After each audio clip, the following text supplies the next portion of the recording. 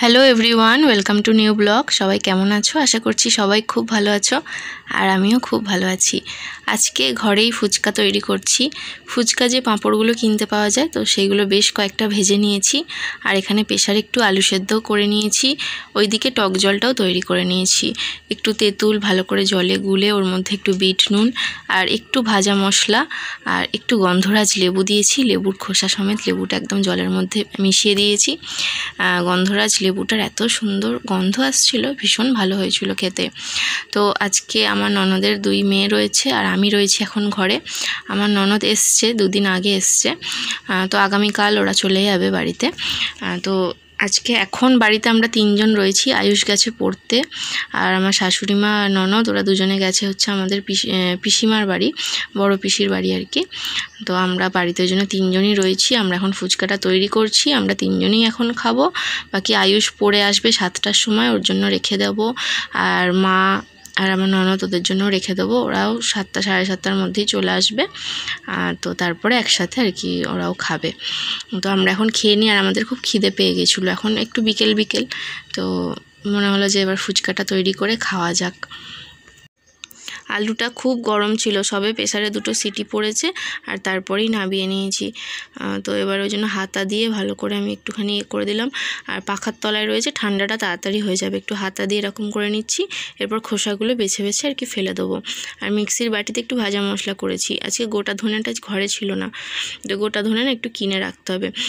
গোটা ধনে, তারপর গোটা জিরে, তো এটা একটু শুকনো লঙ্কার সাথে শুকনো কড়ায় ভালো করে নেড়ে একটু সুন্দর গন্ধ উঠলে তারপর এটা যদি মিক্সিতে একটুখানি পেস্ট করে আর একটু রেখে দেওয়া যায়, তো সেই মশলাটা না খুব ভালো হয়, যে কোনো কিছুতে দিলেই ভালো হয় খেতে।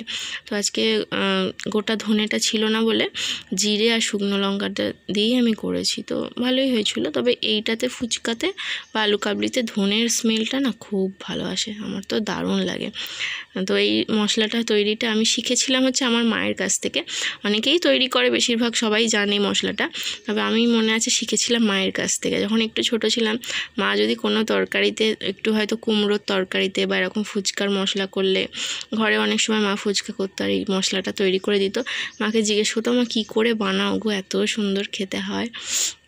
আর যদি এরকম স্কুলে ঝালমুড়ি টালমুড়ি বানালে এই মশলাটা বাড়ি থেকে তৈরি করে নিয়ে যেতাম, আর সবাই খুব প্রশংসা করতো, বলতো মশলাটার এত সুন্দর স্মেল।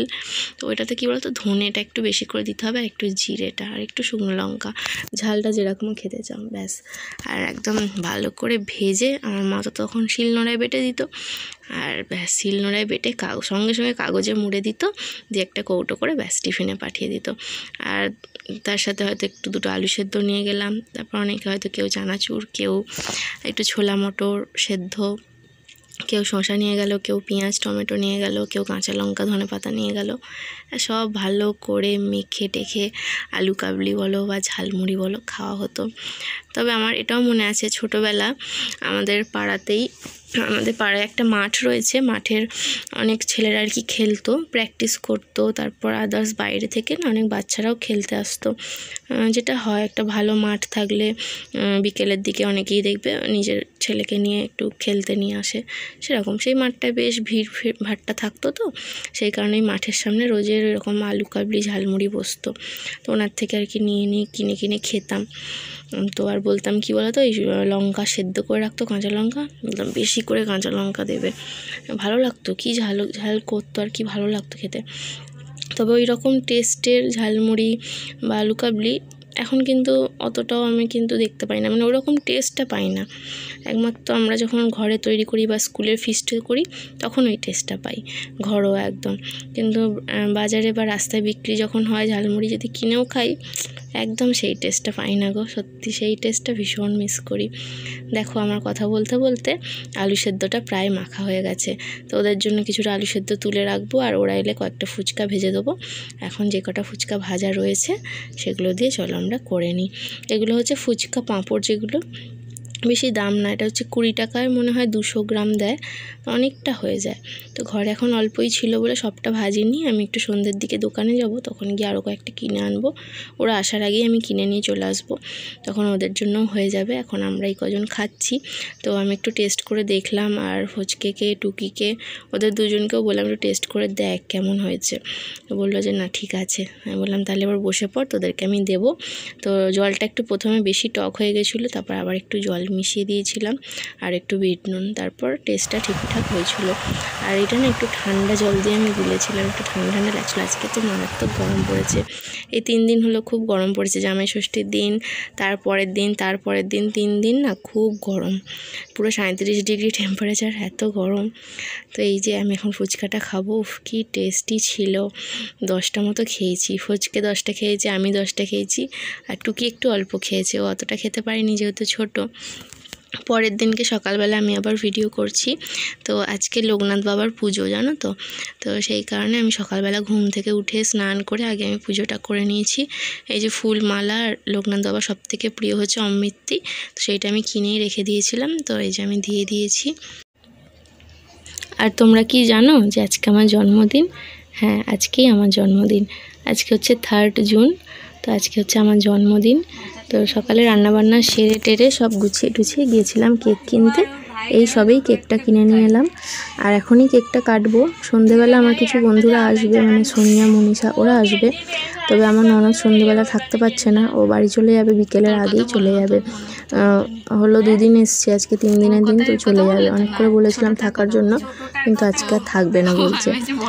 সেই কারণে আমি একটু তাড়াতাড়ি আর কি কেকটা কেটে নিচ্ছি।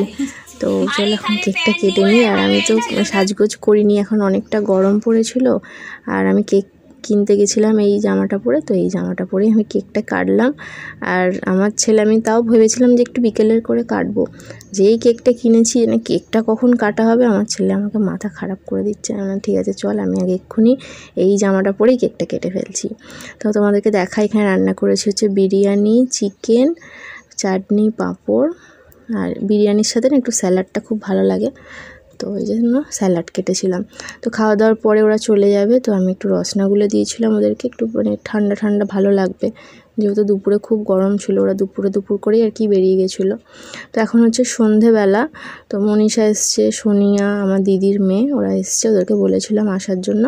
তো আমরা এখন সন্ধেবেলা স্ন্যাক্সটা খেয়ে নেবো, তারপর রাত্রে ওরা ডিনার করে বাড়ি যাবে। তো স্ন্যাক্সের জন্য কেক, অল্প একটু ঝুড়ি ভাজা, আর কুরকুরে যে পপকর্ন, তো পপকর্ন 2 প্যাকেট কিনে নিয়ে এসেছিলাম 10 টাকারগুলো। তো এইটাতে অনেকগুলোই থাকে, তো আমাদের হয়ে যাবে, আমরা 5 জন রয়েছি। তো এইটাই হচ্ছে সন্ধ্যেবেলা স্ন্যাক্স। মোটামুটি আমাদের একটু পেটটা ভরলো, তারপর রাত্রে ডিনারটা করবো। আর আমরা এখন খেয়ে দিয়ে একটুখানি গল্প করব সবাই মিলে। তো এখন এই যে দেখো আমি এগুলো সাজিয়ে নিচ্ছি।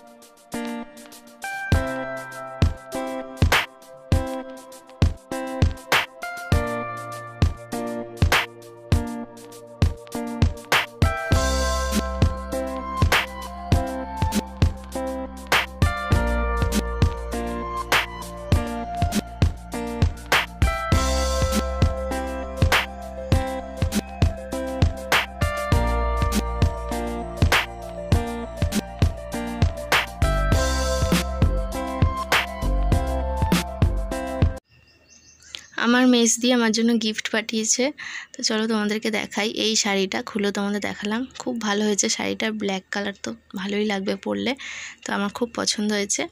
আর এরপরে এই গিফটটা খুলবো, তো আমি একটা ছুরি বা কিছু খুঁজছিলাম, আর এই প্যাকিংটা এত সুন্দর করা ছিল যে খুলতে ইচ্ছা করছিল না, এত সুন্দর কালারটাও। বাট আমি যাই হোক করে খুললাম, আর তবে ভালোভাবে সুন্দর করে খুলেছি। তো এর ভেতরে ছিল একটা কাপ সেট, বেশ ইউনিক টাইপের কাপ ছিল, আর স্ন্যাক্স সার্ভ করার মতন দুটো, কি বলে ওটাকে, ট্রে বা কি বলে ঠিক জানি না। তো এইটাতে হচ্ছে স্ন্যাক্স সার্ভ করার, আর কাপ ছিল 4টে। এটা আমার হোক বা আমার ছেলের হোক কি আমার হাজব্যান্ডের হোক, জন্মদিন বা কোনো অকেশানে আমি বার করব। আর এই গ্রিটিং কার্ডটা আমার বোনজি আমার জন্য তৈরি করে দিয়েছে, তো ভীষণ ভালো লেগেছে আমার। আর আমার ননদ আমার জন্য একটা গিফট দিয়েছে। তো আমি সোনিয়াকে আর মনীষাকে দেখাচ্ছিলাম, ভাবলাম তোমাদেরকে একবার দেখাই, কারণ সকালে আমার ভিডিওটা করে রাখা হয়নি। তো এই হারটা আমার জন্য গিফট দিয়েছে। এইটা অক্সিডাইসের হার বলে নাকি সাউথ ইন্ডিয়ান হার বলে, কি হার বলে আমি ঠিক জানি না, কিন্তু যাই হোক তোমাদেরকে দেখালাম। বেশ ভালো, বেশ সুন্দর। আর ও জানতো এরকম হার আমার পছন্দ, তো সেই কারণে এরকম হারই দিয়েছে।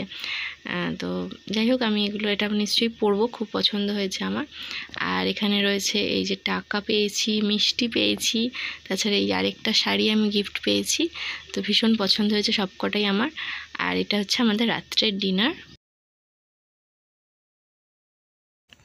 তো সকালেই তো সব রান্না করেই রেখেছিলাম। তো মেনুতে রয়েছে ভেজ বিরিয়ানি বা আলু বিরিয়ানি, যেটাই বলো না কেন, তার সাথে রয়েছে চিকেন, স্যালাড, আর চাটনি, পাঁপড়, মিষ্টি আর কোল্ড ড্রিঙ্কস। তো সবশেষে জোয়ান ছিল, ওটা দেখাতে ভুলে গেছি। আর আজকের ভিডিওটা আমি এতটাই রাখছি। আশা করছি আজকের ভিডিওটা তোমাদের ভালো লেগেছে। যদি ভালো লেগে থাকে তাহলে কিন্তু অবশ্যই লাইক, কমেন্ট আর শেয়ার করে দিও। আজকের মতন টাটা, আবার দেখা হচ্ছে পরের দিন নতুন একটা ভিডিওর সাথে। Bye, good night.